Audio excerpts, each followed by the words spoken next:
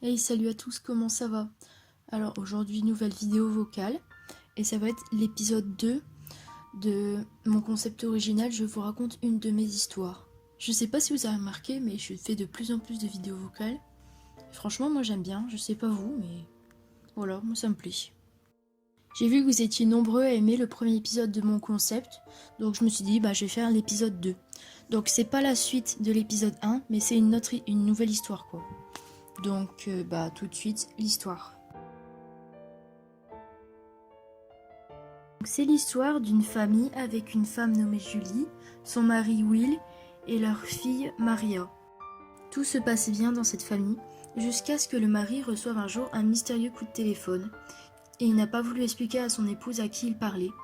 Et depuis ce jour, il semble tout le temps soucieux, il est souvent dans ses pensées et il n'a l'air de presque plus dormir, ce qui inquiète sa femme.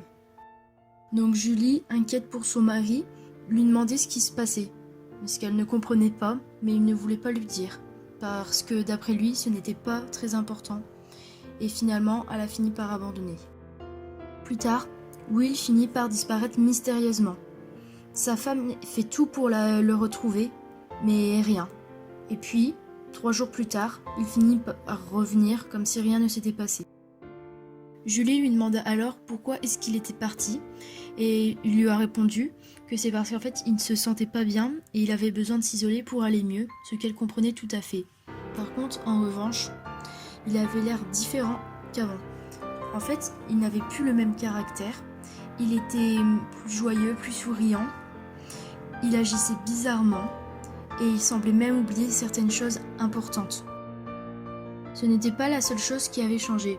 En effet, Julie avait l'impression de se faire suivre, car à chaque fois qu'elle sortait, un homme habillé en noir avec une capuche la surveillait. Et elle se demandait qui c'était.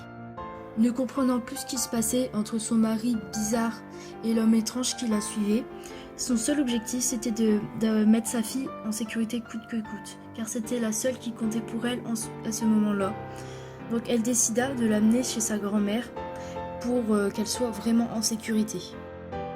Mais sur le chemin du retour, l'homme avec la capuche vint lui parler. Vu qu'elle était seule avec lui, elle fut courageuse et lui demanda ce qu'il faisait et pourquoi est-ce qu'il la suivait. Et il lui répondit qu'il fallait qu'elle surveille Will, car ce n'était pas son mari. Bien sûr, Julie ne le crut pas vu que c'était un inconnu qu'elle venait à peine de rencontrer, mais il lui dit de poser des questions personnelles à son mari, que seuls eux connaissent la réponse, et de voir ce qu'il répond. Comme ça, s'il avait faux, elle saurait vraiment que ce n'était pas son mari. Bien sûr, elle avait toujours des doutes, mais quelque chose lui disait de vraiment le faire, car son mari était un peu bizarre et elle voulait vraiment être sûre si c'était lui ou pas. Une fois rentrée, Julie demanda à son mari s'il voulait aller au centre commercial où ils s'étaient rencontrés. Et il était d'accord.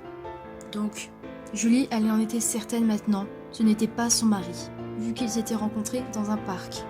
Et il semblait l'avoir oublié. Elle était complètement perdue. C'était qui l'homme qui avait remplacé son mari? Comment l'homme à capuche était-il au courant de cette histoire? Et surtout, comment elle va faire pour retrouver son vrai époux? Voilà, cette histoire, elle est enfin terminée. J'espère que vous l'avez aimée comme la première. Et si vraiment vous l'avez bien appréciée, je la ferai peut-être en gacha après mes nombreux projets que je dois faire.